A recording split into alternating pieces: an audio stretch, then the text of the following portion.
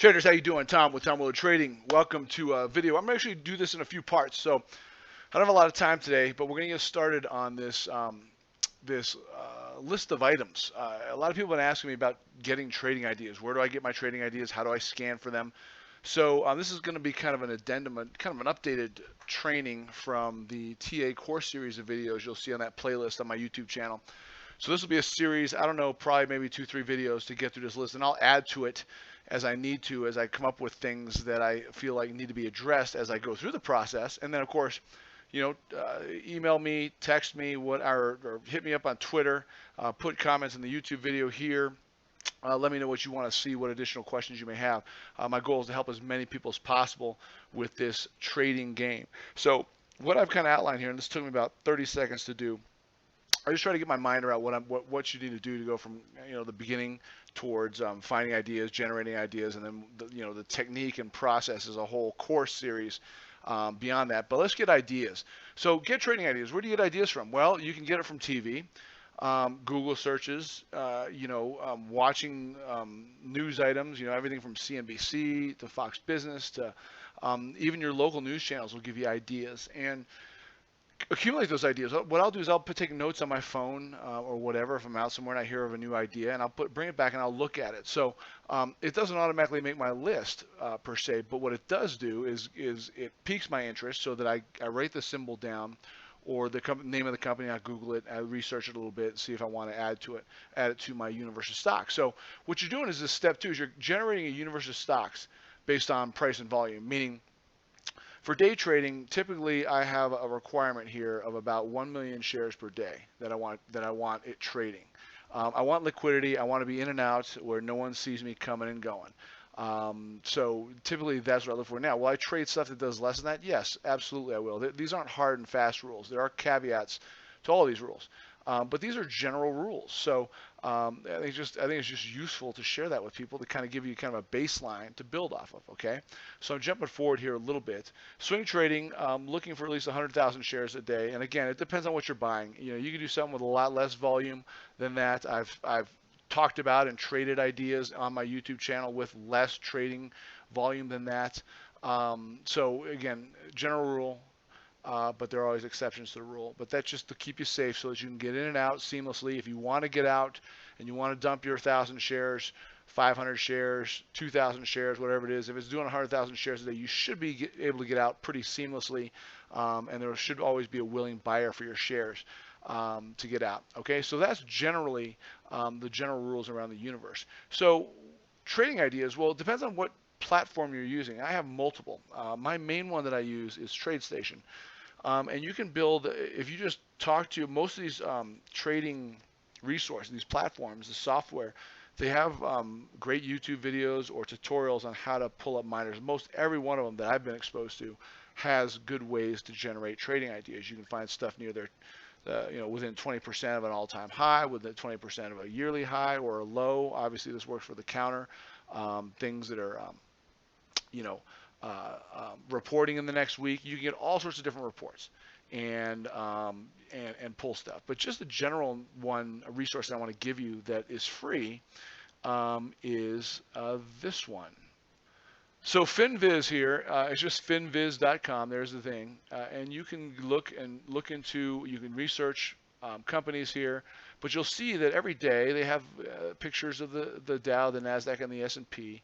They've got even a heat map over here on the right, lower right here, with regards to different sectors and stocks within that sector and how much of that sector is made up with that stock, and then of course their performance for today. So today, being May 12th, of those of you guys that traded, is a pretty much of a down day in general across the market. It was a pretty clobbered, and I'll actually talk about that shortly. I'll go to my charts on TradeStation. We'll talk about that, a little bonus coverage there, and I'll actually do some scanning videos later this week, most likely, to give ideas for people because I think some good opportunities are coming.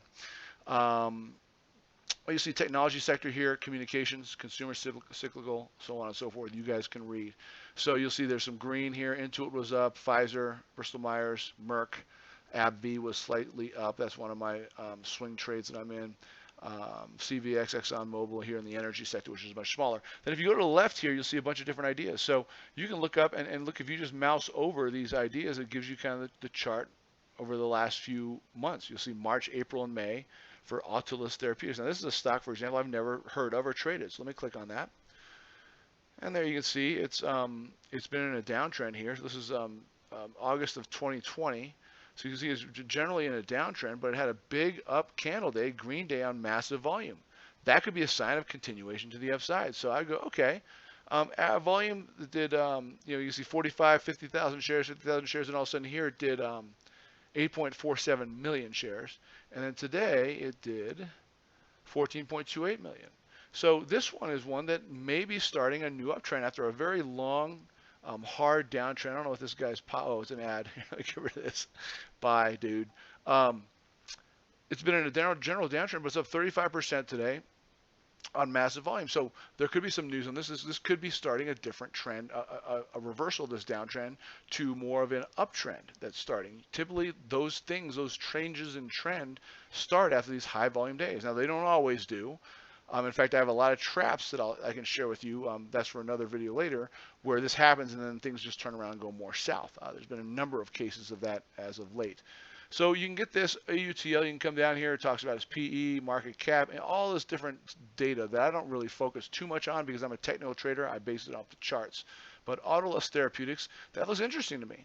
Now, day trade, probably not. But a swing trade, absolutely. So let's go to my platform. All right, so here you'll see my platform, and you'll see I've got a miner set up here with my top stocks. You'll see it's sorted by net percent gain, from the highest net percent gain for this minder of stocks, this universe, if you will, down to all the way. If I go out, take this, and I go all, come on, dude, where are you at? All the way down here, where we've got Lemonade that got absolutely crushed today. $60.58, down 17%, $13, and you can see the charts. And if you go to the left here, you'll see the daily chart and the 60 chart, which are my main two charts that I look at for day trading, okay, for finding and generating day trading ideas.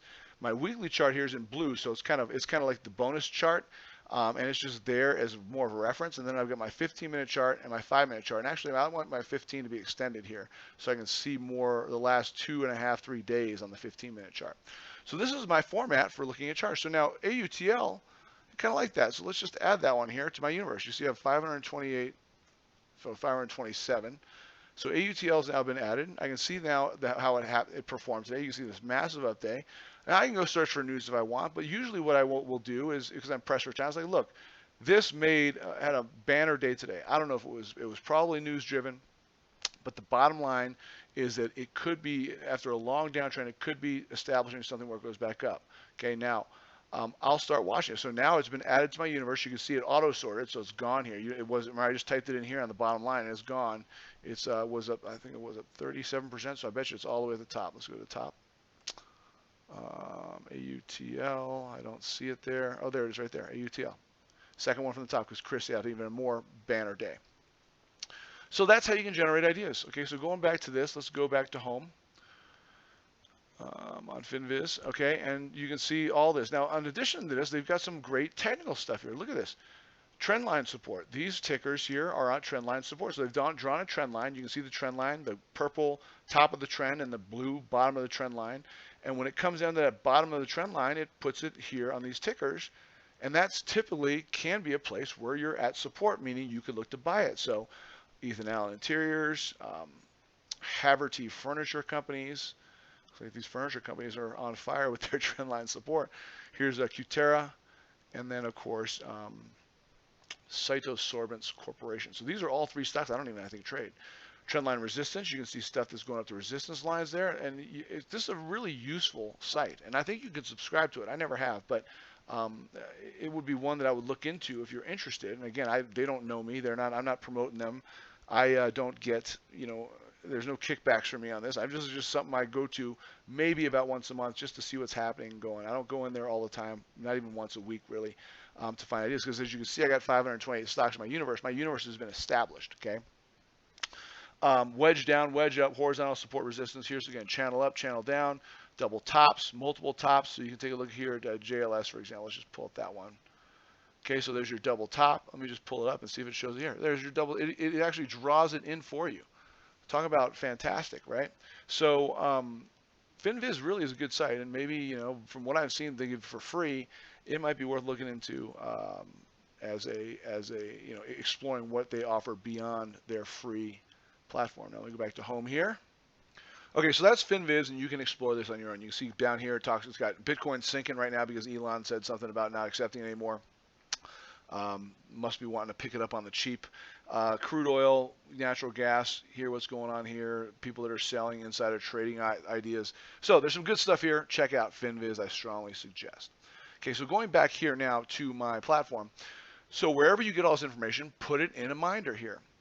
And you can have it auto sorted based on price. Look, I do it on price. There I got 53-cent stock, this ONTX, that I was actually looking to buy in this area here, and I didn't. And it's just been going down, down, down. So this is one I could probably just get rid of. XPL, another real cheapie. So these cheap ones, typically I don't. FTEX, another one's up pretty big today, post-market. I was looking for an opportunity to buy it in here on the daily chart, and again, I didn't see it. Usually when you see a bar down here on the weekly chart, a big move up like this, there's continuation, but you see this is also looking like a head and shoulders, and it broke the neckline. I can see it revisiting the $1 mark. So typically I don't mess around with stuff like this, but let's go back to net percent change because I find that to be the most useful. And then you sort it, and you basically go, okay, lemonade. Here's lemonade on the daily 60. Do I want to trade this? Do I want to buy it? Do I want to short it? Well, we'll talk more about this in a future video, but there's really no short opportunity here, right?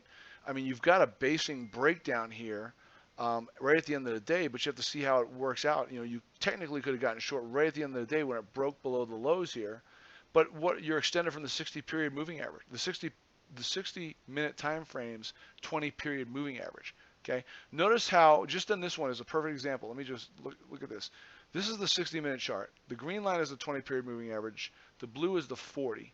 You'll notice how during this entire leg down, this good God, what is it? 1, 2, 3, 4, 5, 6, 7, 8, 9, 10, 11, 12-ish days down in a row, that it never gets too far from the 60, right? It pulls back in. I mean, it gets a little bit here, pulls back in, gets down, pulls back in, gets down, pulls back in. Now it's down here. What do you think is the most likely next move?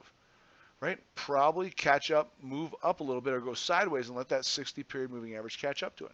So not one I would short, and if anything, this would be a possible long idea, but I'll get into more of that next week or next video when we talk about the actual process of what to look for, where the higher odds trades are and where the lower odds trades are, and I'll break that down for you. But going through here again, then you have been basically what I do every weekend. Is go through, and sometimes during the week when it's hot, I'm looking for ideas. So I'm going back here. Let's go to the top ones that are moving to the top side. Fubo had a big day. It's interesting, not worth buying right here. You got a 60-minute chart that's pulling back. You got a moving average crossover. I like to see these catch up and set up for a possible long on Fubo. AMC is a popular stock. What's that doing? Let's take a look. It's kind of hanging out here, really making a giant flag here on the weekly chart. You can see it. So it could be fixing to go higher here. I like the way the moving averages are catching up to the 200-day period moving average.